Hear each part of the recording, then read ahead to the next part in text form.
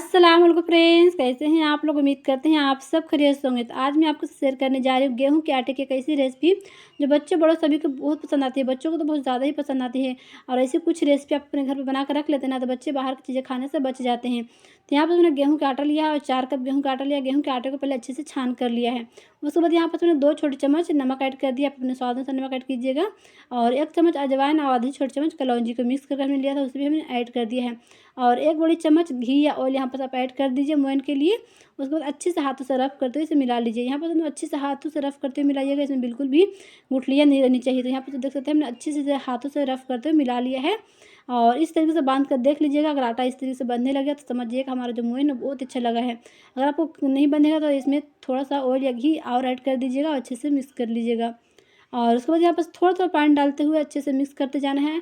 और इस तरीके से एक बार में पानी को मत डालिएगा, थोड़ा-थोड़ा पानी डाल के इसमें हमें डो लगा लेना है। तो सख्त मुलायम नरम मुलायम डो नहीं लगाना है, एकदम सख्त डो लगाना है। तो थोड़ा-थोड़ा पानी डाल कर लगाइएगा, एक बार में सारे पानी को मत डालिएगा। तो इस तरह से थोड़ा-थोड़ा पानी डालते हुए इसका हमने एक डो तैयार कर लिया है। तो इस तरीके से एकदम सख्त डो लगा लीजिएगा। एकदम नरम मुलायम डो नहीं लगाना है, सख्त डो लगाना है इस तरीके से। तो अभी इस तरीके से लगा लीजिएगा। यहाँ पर हमने एक बाउल में आटा लिया है, गेहूँ का आटा, और इसमें हम ऑयल ऐड कर देंगे।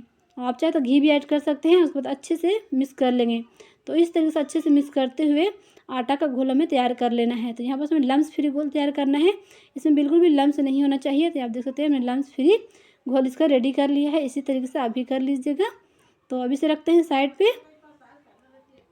अब यहाँ बस हमने जो आटा लगा कर रखा था उसमें से हमने आधा आटा ले लिया है। और उसके बाद एक चकला ले लिया है। चकला पे इस तरीके से हाथों से प्रेस करते इसे हम लंबा शेप दे देंगे। तो यहाँ पर हमने दोनों हाथों से इस तरीके से लंबा शेप दे दिया है। इसी तरीके से आप भी दे लीजिएगा। और उसके बाद एक नाइफ़ लेंगे और नाइफ़ से इस तरीके से कट कर लेंगे। तो यहाँ पर हम 1 इंची की दूरी पर कट कर रहे हैं।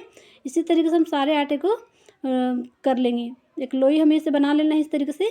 तो आप इस तरीके से करेंगे तो आपको जो लोई बनेगा ना एकदम बराबर शेप में बनेगा। तो आप देख सकते हैं कितना जालीदार बना है अंदर से। तो ये बिल्कुल भी मसलिएगा मत आटा को। अगर मसल देंगे तो अंदर से जालीदार नहीं बनेगा। तो यहाँ पर हमने आटे को नहीं मसला था, बस से डो को हमने इकट्ठा कर लिया था, तो इसलिए अंदर से एकदम जालीदार बना है। उसके बाद हाथों से अच्छे से करते हुए इसे हमने गोल कर लिया है, एक लोई बना लिया है इस तरीके से। बस ऊपर से चिकना हमने किया है। और हम यहाँ पास थोड़ा सा आटा डस्ट कर दिया है। और आटा डस्ट करके उसे हमें अच्छे से बेल लेना है। तो इस तरीके से बेल लीजिएगा चकला बेलन पे रख के। इसे आराम से इस तरीके से पतला बेलना है।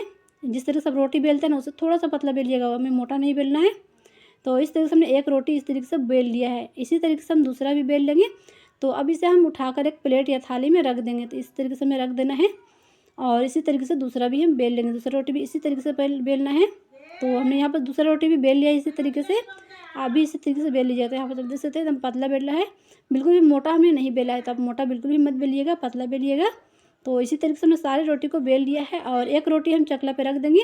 और जो हमने आटा का घोल तैयार करके रखा ना, वो 2 छोटे चम्मच इसमें हम ऐड कर देंगे। और उसके बाद इसे अच्छे से हाथों से इस तरीके से चारों तरफ से लगा लेना है। अच्छे से लगाकर इसमें हम दूसरा रोटी इसके ऊपर रख देंगे। तो इस तरीके से हमने दूसरा रोटी रख दिया है। और इस पर फिर से हम आटे का घोल लगा दिया है। उसके बाद तीसरा रोटी भी हमने इसी तरीके से रख दिया है।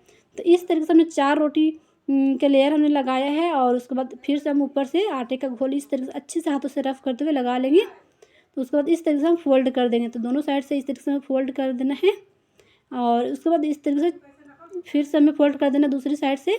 तो इस तरीके से चारों तरफ से आप अच्छे से फोल्ड कर दीजिएगा इस तरीके से। और उसके बाद हाथों से इस तरीके से दबा लेना है और इसे अच्छा शेप दे देना है इस तरीके से। उसके बाद हमने आटा में अच्छे से डस्ट कर लिया है। और उसके बाद इस तरीके से बेल लेना है, चकला बेलन पे रखते हुए इसे बेल लेना है। तो ये थोड़ा सा आराम से बेलिएगा ताकि अब इसका एकदम अच्छे से चारों तरफ से अच्छे से बेला जाए। यहाँ पर हमने चारों तरफ से उलट पलट करते हुए एकदम अच्छे से इस तरीके से बेल लेना है। तो अभी इसी तरीके से बेल लीजिएगा। बेलना बहुत आसान है फ्रेंड, बहुत ही झटपट से बन जाता है, बिल्कुल भी मेहनत नहीं लगता इसे बनाने में। तो आप इसे बनाकर रख सकते हैं।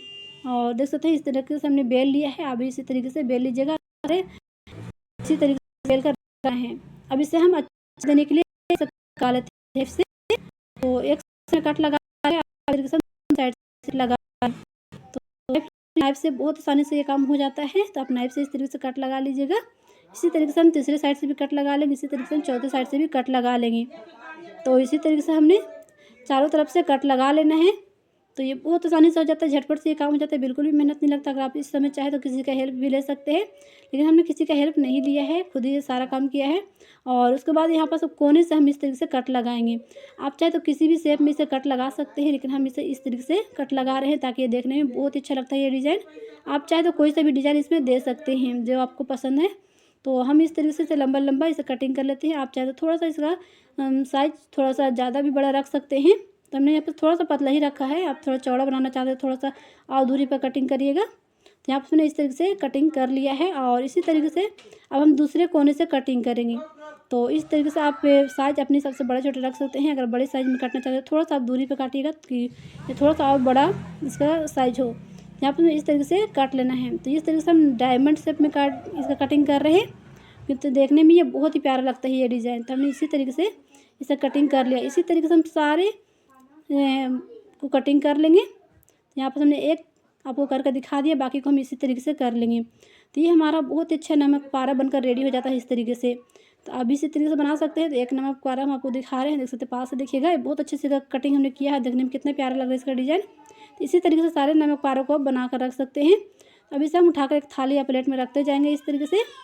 तो देखा फ्रेंड्स, बनाना कितना आसान था। इसी तरीके से हमने सारे नमक पारों को बना लिया है। उसके बाद इसे फ्राई करने चलेंगे। तो फ्राई करने के लिए आप गैस पे हमने पहले कढ़ाई में ऑयल गर्म होने के लिए रख दिया था। ऑयल जो है बहुत अच्छे से गर्म हो गया है।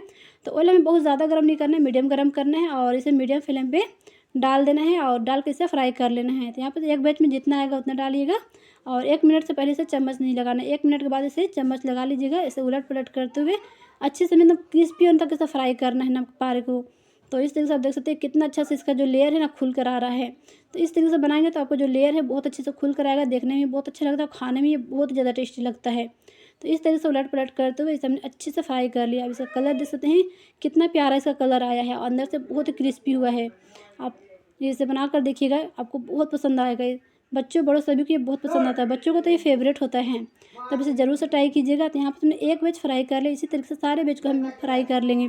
तो आप देख सकते हैं हम सारे वेज को हमने फ्राई कर लिया और ये देखने में बहुत ही प्यारा लग रहा है और खाने में तो ये बहुत ज़्यादा टेस्टी है और बहुत ही क्रिस्पी भी बना है। तो एक हम आपको तोड़ कर दिखा रहे हैं और इसका आप लेयर देख सकते हैं कितना ज़्यादा इसका लेयर अच्छे से खुल कर आया है। तो इसी तरीके से आप भी बनाइएगा, ये बहुत ही ज़्यादा टेस्टी बनता है। तो इसी तरीके से हमने सारे नमक पारे को बना लिया और सारे नमक पारे अच्छे से इसमें अच्छे से खुल कर आया है इसका लेयर। तो देख सकते हैं कितना क्रिस्पी ये बना है। इसी तरीके से आप भी बना सकते हैं। तो आपको मेरी रेसिपी आपको कैसी लगी मुझे कमेंट में ज़रूर बताइएगा। ऐसी अच्छी रेसिपी के लिए मुझे कमेंट कीजिएगा, मुझे दुआओं में याद रखिएगा। तो चलिए फिर मिलते हैं एक नई रेसिपी के साथ, तब तक के लिए अल्लाह हाफिज़।